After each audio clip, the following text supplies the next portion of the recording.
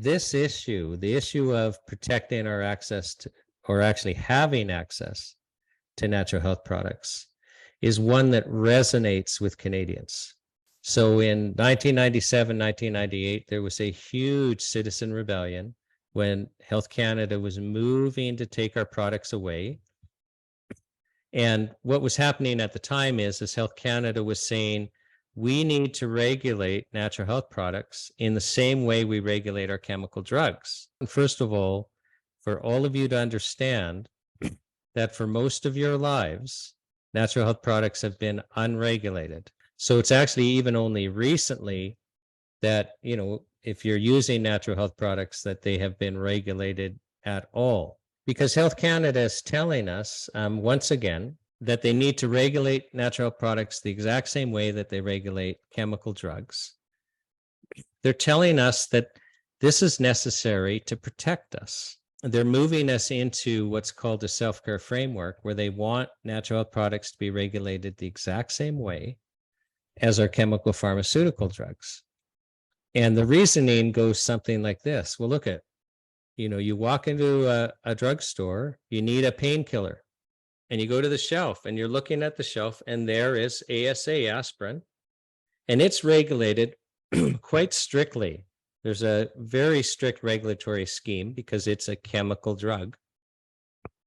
And chemical drugs are one of the highest risk factors that you can encounter as a Canadian. In fact, 3 of our leading causes of death are all connected to chemical pharmaceutical drugs, including taking them as prescribed and highly preventable medical accidents.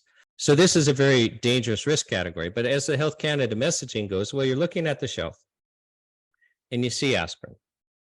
And right beside aspirin is white willow bark, which happens to be where aspirin comes from. So one of the main ingredients in white willow bark, they've isolated, tweaked the molecule, so now it's a synthetic molecule. It's not tied up with all the other plant molecules, because white willow bark works the same way, but you don't have the gastrointestinal bleeding and all the risk. No one dies of white willow bark, although it has all the same effects. A lot of people die from aspirin. But they're on the shelf together. Now, white willow bark is not regulated the same way as aspirin. It's a plant. It's ground up white willow bark. Health Canada saying, well, they're on the shelf right beside each other for the same conditions. They should be regulated the same way. So they want to move us into this identical regulatory scheme. They've tried it before in 2008, and people rebelled. In 2008, they were also trying, in an effort again to squash the industry, to impose cost recovery. And what cost recovery is the chemical drug firms, they pay Health Canada large fees to be in the marketplace. So they pay fees to have a site license. So if you're going to have a manufacturing building, you need to pay a big fee for that. If you're going to warehouse, you need pay a fee. If you're going to label, if you're going to license your product, you pay a fee. In fact, I haven't checked the current numbers, but most of Health Canada's budget comes from the fees that are charged to the chemical pharmaceutical industries, which is why they're in a conflict of interest. They know where their bread is buttered. So they were going to impose these fees back in 1998 on the natural health community. And the natural health product community actually started a lawsuit.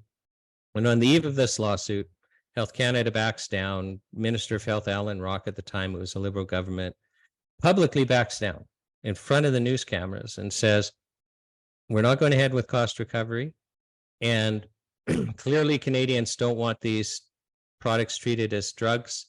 I'll speed up the story. They come up with 53 recommendations after a long consultation. And they say, you can't regulate these like chemical drugs. You can't have the same standards of evidence. It's totally inappropriate. They don't have the same risk factor. Let's not pretend that they do. But it's important for you to understand that this recent attempt to regulate us the same way as chemical drugs has been a long-standing dream of Health Canada.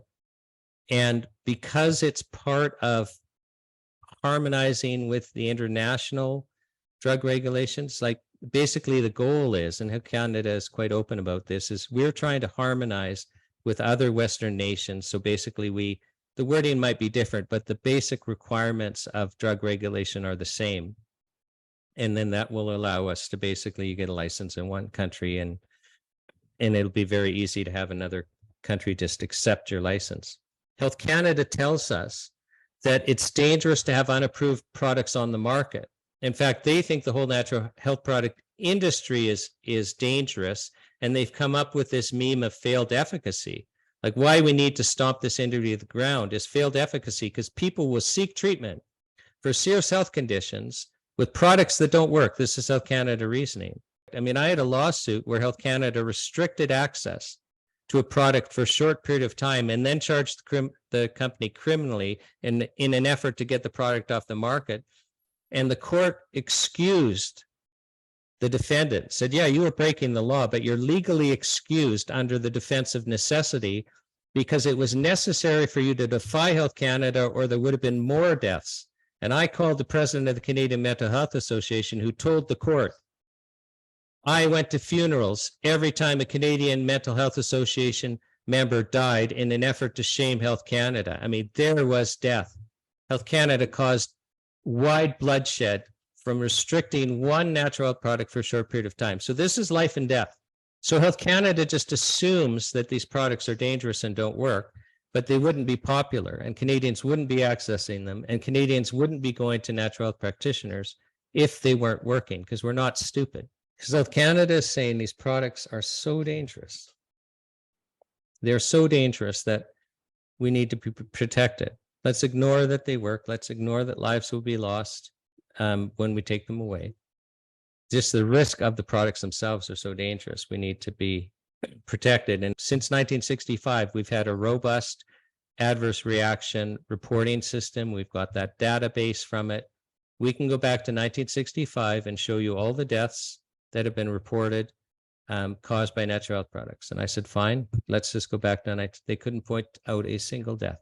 It means that as a statistical fact, that the entire natural health product industry, for as long as we've been a nation, so 152 years, it's a statistical fact that the entire natural health product industry is so statistically more safer than peanut butter, which kills a large number of Canadians every year. So if we needed regulations to protect us from natural health products, then in 2004, that's when we were most at risk, because that was then, in theory, the Wild West. We had no regulations at all. The whole health product industry was 100% illegal. And, you know, that's when we should have been having to step over bodies to get into the health food store if Health Canada is correct that we're at risk. Well, that risk analysis by Professor Ron Law, who's an expert in risk analysis, using Canadian government statistics and statistics from other Western nations to, you know, give us as robust of a report as possible, because he wouldn't have been able to point to a single Canadian death caused by a natural health product at the time. It shows that you are 14 times, let me repeat that, 14 times more likely to be struck by lightning than to be killed by a natural health product. Tylenol kills on average 1 per million per year taken as directed. So there's 40 million Canadians now, so every year we'd expect there to be 40 deaths by Tylenol. Well, that means that single over-the-counter chemical drug is dramatically more risky than the entire natural health product industry, which there likely has not been 40 deaths in all of Canadian history. So the other part of the self-care framework then is to increase the regulatory burden for natural health products to match those of the chemical over-the-counter drugs. Another plank of the self-care framework is, well, let's impose the same fee structure that we charge the chemical drug companies, so the site licensing fee and product licensing fee, et cetera. Let's impose that on the natural health product industry, which doesn't pay any fees at all right now. That alone is going to lead to a large loss of products. Well, the end goal is to end up with, 10 or so large companies that have a quasi-monopoly. This is what's called a rent-seeking exercise by economists. For those of you who have heard about Bill C47,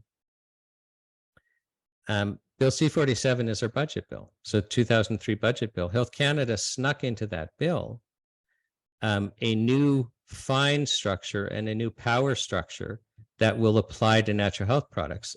More scary is that when we harmonize with the chemical drugs, we're going to lose the right to use traditional use evidence to support a claim.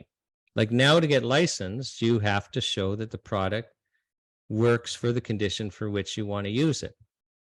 And right now, in the natural health product industry, we can use traditional use evidence. I mean, think of the traditional Chinese practitioners. Their traditional use evidence literally goes back thousands of years. I don't know what percentage of natural health products and natural health product monographs are based upon a traditional use evidence, but it's a large amount. And so if we can't use that for licensing, this is going to be a bloodbath. Well, when we harmonize, when we finally have this self-care framework,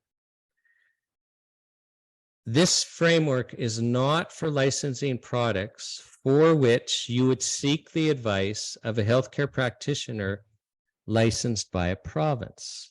So if we can't get licensed like we can now for conditions for which natural health, well, health practitioners, period, would, for conditions they would treat us. So if you can't license these products under that scheme, what scheme are they going to be licensed under? The only other one available is the new drug approval process. What's going to happen to products in the health food store, which are of the type for conditions for which you would seek the advice of a healthcare practitioner? Health Canada is telling us they're not going to be licensed under this scheme.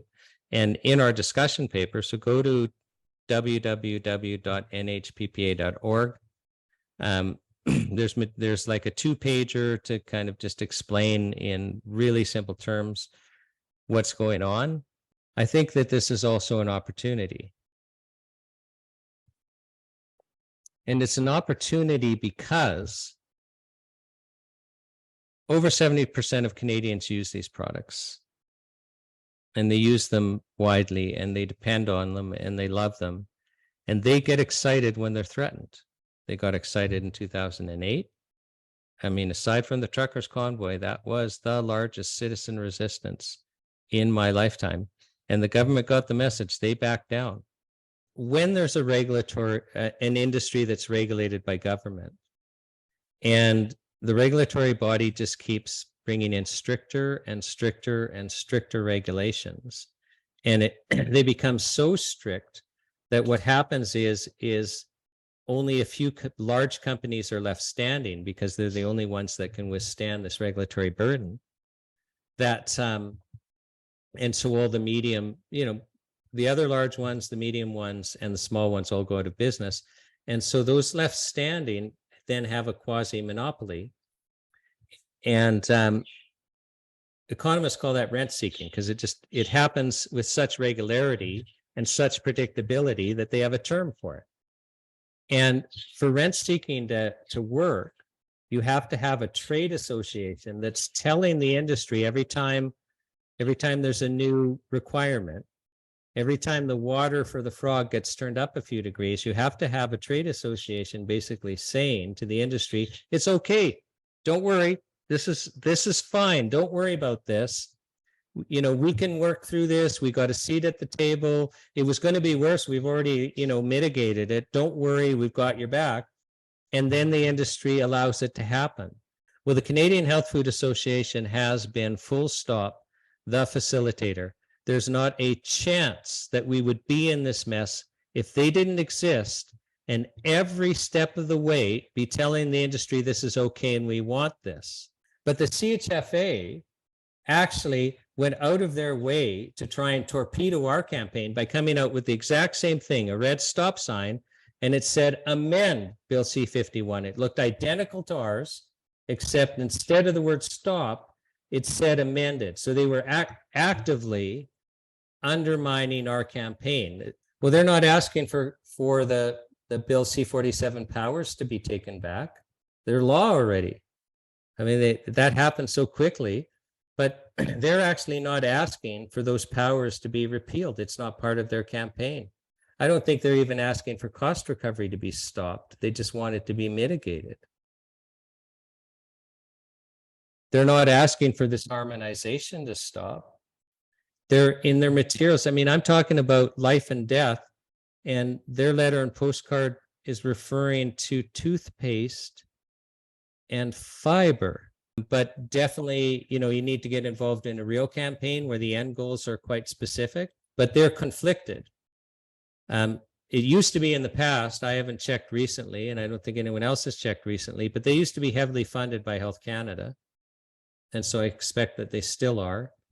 And then their funding for members is based, so the bigger you are, the more you pay. So the big members that actually want this to happen pay the largest fees. And I think they're divided internally also.